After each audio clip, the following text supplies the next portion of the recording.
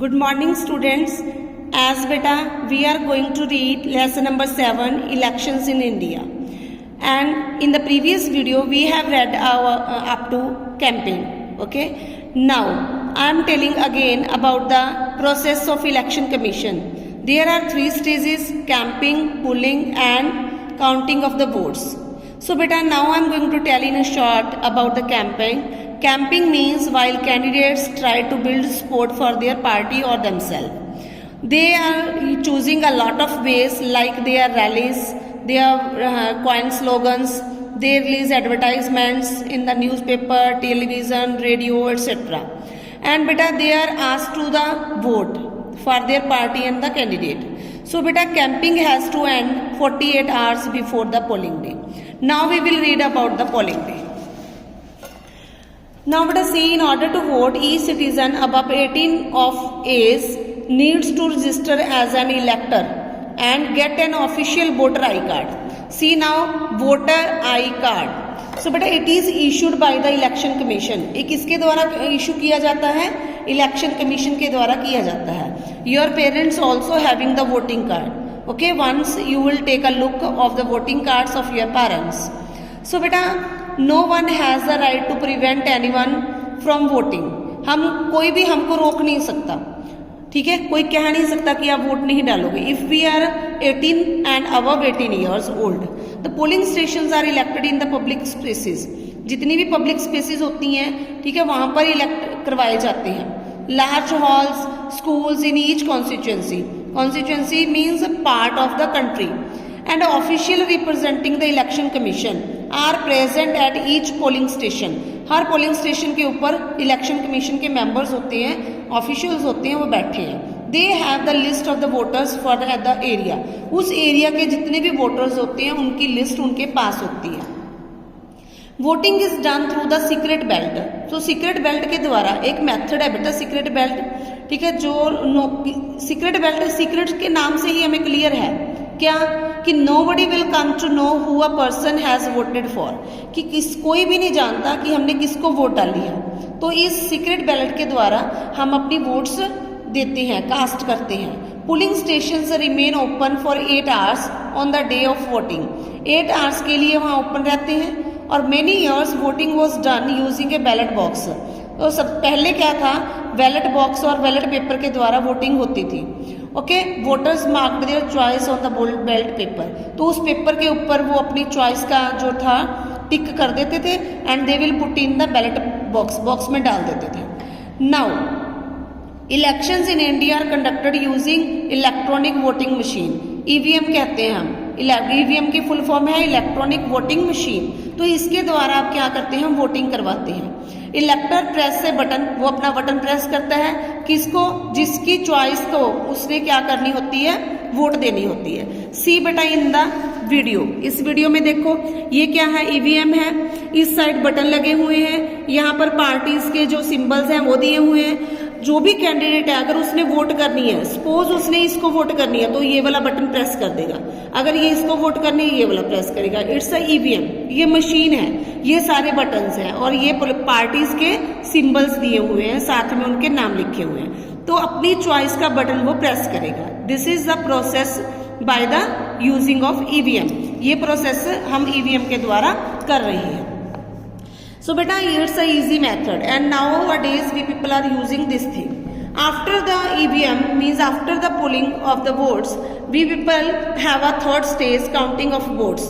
Means अब हमारी जो वोटिंग है, ठीक है, वोट्स हमने दी हैं, ये प्रोसेस स्टार्ट होता है कि हम उसकी काउंटिंग करते हैं, काउंट करते हैं कि विच मेंबर गेट्स मैक्सिमम वोट. जिसके पास मैक्सिमम वोट्स होती हैं वो उस कॉन्स्टिट्यूएंसीज का विनर हो जाता है. Okay, he gets maximum votes is the winner of that party. तो उस पार्टी का मेंबर वो विनर बन जाता है. इज इट क्लियर बेटा? Now I am going to tell about the importance of elections, कि इलेक्शंस की इम्पोर्टेंस क्या होती है, हम इलेक्शंस करवाते क्यों हैं. बेटा, इलेक्शंस बहुत जरूरी हैं, बैकबोन ऑफ डेमोक्रेसी की बैकबोन है. क्यों है? क्योंकि इलेक्शंस इनेबल द सिटीजन, ये सिटीजन को अपने लीडर चूज करने का मौका, अपॉर्चुनिटी देती है. ठीक है, इससे वो अपनी जो फेवरेबल जो लगता है उनको कैंडिडेट की ये कैंडिडेट बेस्ट है वर्क करेगा उनके लिए और उनके एरिया के लिए, तो उसको वो विन करवाते हैं। और elections also provide an opportunity to the citizen, को एक मौका देते हैं to voice their dissatisfaction. Voice means आवाज उठाना, डिससेटिस्फेक्शन मीन्स जब वो किसी से संतुष्ट ना हो। तो इन एफिशिएंसी अगर गवर्नमेंट की होती है तो लोगों को मौका मिलता है कि by voting system, by election वो अपने जो लीडर्स हैं उनको चेंज कर सकते हैं। क्लियर बेटा? एंड इसके द्वारा जो हमारे सिटीजन है इफेक्टिव और एक्टिव रोल प्ले करते हैं। The knowledge that citizens have the ultimate authority in a democracy, it helps keep the government in check. Mean to say जितनी भी एक्टिविटीज गवर्नमेंट करती है तो लोगों के पास एक अथॉरिटी है कि उनके ऊपर चेक कर सकती है। ठीक है, वॉच डॉग का काम करती है, उनको चेक करती है, they are doing good activities और not, they are doing for the welfare of the people और नॉट। ओके, सो इस तरह से उनको एक नॉलेज भी मिलती है, लोग एक्टिव भी रहते हैं और इफेक्टिव रोल भी प्ले करते हैं और उनके ऊपर चेकिंग का काम भी होता है। नाउ बेटा I am going to tell about the importance of choosing the right representative, कि अगर हम एक सही लीडर चूज करते हैं तो इसकी क्या महत्वता है, क्यों चाहिए हमें एक सही लीडर को चूज करना। सो बेटा citizen must not only vote, एक अकेला वोट देना ही उनका काम नहीं है, they must vote wisely. Wisely means बुद्धि से, ठीक है, सोच समझकर वोट डालने का उनकी ड्यूटी बनती है। Voting citizen must careful study the manifesto. Manifesto मैंने पहले ही बताया है आपको, एक लिस्ट होती है प्लान्स की जिसके द्वारा उन्होंने अपनी कंट्री को क्या करना होता है, प्रोग्रेस करनी होती है। History and profile of the candidate, और जो हमारा कैंडिडेट है जो स्टैंड हुआ है इलेक्शन के अंदर उसकी क्या हिस्ट्री है, उसकी प्रोफाइल क्या है, उसके बारे में भी जानना हमें जरूरी होता है। It is the responsibility of the citizen, ये सिटीजन की ड्यूटी है to select the right leader, एक सही लीडर, कैपेबल लीडर, ओके, जिसका बेनिफिट कंट्री को हो उसको चूज करना। Honest, discipline, okay, dynamic leader होगा तो ही नेशन की प्रोग्रेस होगी। इट मीन्स हमें राइट लीडर क्यों चूज करना है, to get progress of a nation, एक नेशन की प्रोग्रेस करने के लिए। अंडर द प्रोग्रेसिव लीडर, अगर हमारा लीडर ऐसा होता है तो country became a better place to live, तो ऐसी एक सही प्लेस बन जाती है जिसके अंदर हमें रहना अच्छा लगता है, प्रॉस्पेरिटी होती है वहाँ पे, और राइट्स एंड फ्रीडम्स भी लोगों को मिलते हैं, और वो राइट्स एंड जो फ्रीडम मिलती है वो भी प्रोटेक्ट की जाती है। Now the responsibilities of the citizen, जिम्मेवारियां, ठीक है, तो हमारी रिस्पॉन्सिबिलिटी का पंजाबी ट्रांसलेशन है जिम्मेवारी। तो बेटा सिटीजन जो डेमोक्रेसी के सिटीजन है, जो डेमोक्रेसी होते हुए उसकी क्या रिस्पॉन्सिबिलिटीज बनती है, एक डेमोक्रेटिक कंट्री के अंदर जो सिटीजन रह रहे हैं उसकी क्या रिस्पॉन्सिबिलिटीज हैं। जैसे बेटा डेमोक्रेसी का मीनिंग ही है of the people, by the people and for the people. Mean to say जो डेमोक्रेटिक गवर्नमेंट है एक ऐसी फॉर्म है, एक ऐसी गवर्नमेंट है जिसको लोगों के द्वारा चूज किया जाता है और लोगों की ही गवर्नमेंट होती है और लोगों के लिए ही काम करती है, हम इसलिए कह सकते हैं। तो सारे जो हमारा काम गवर्नमेंट का काम है लोगों के लिए ही करना।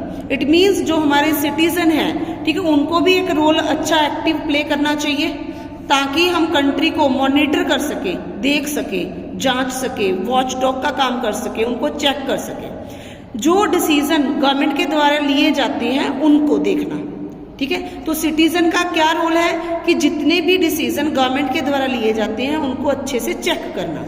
Citizen are the watch dogs of democracy, they should be politically aware, aware होता है चुकन्ने रहना, ठीक है, not get swayed by false promises, ऐसा नहीं कि वो झूठे प्रोमिसेस के अंदर आ जाएं और उनके पीछे ऐसी गवर्नमेंट के पीछे लगते रहें। They should express their views, उनको चाहिए कि वो अपने व्यूज को भी प्रकट करें, ठीक है, उनको दिखाएं, उनको बोल के सुनाएं। Try to ensure that the government respond to these views, ठीक है, और जो भी गवर्नमेंट है उनके जो व्यूज हैं उसके ऊपर रिस्पॉन्ड करें। Thus, it is a duty of citizen, ये सिटीजन की ड्यूटी है कि डेमोक्रेसी के अंदर to ensure that the government remains responsible, जो हमारी गवर्नमेंट है वो लोगों के प्रति जिम्मेवार होए, रिस्पॉन्सिबल होए, अकाउंटेबल फॉर इट्स एक्शन, और जो भी काम करती है उसके लिए वो जवाबदाही होए, मीन्स लोगों को आंसरेबल हो, ठीक है, हर चीज के बारे में लोगों को बताएं। तो बेटा हमने अब इलेक्शंस के बारे में रीड किया है and we will read that what is the importance of election and what is the importance of choose a right leader, what is the responsibilities of the democracy. I hope you will understand. So beta read once again thoroughly from your book. Any problem then you can discuss with me again.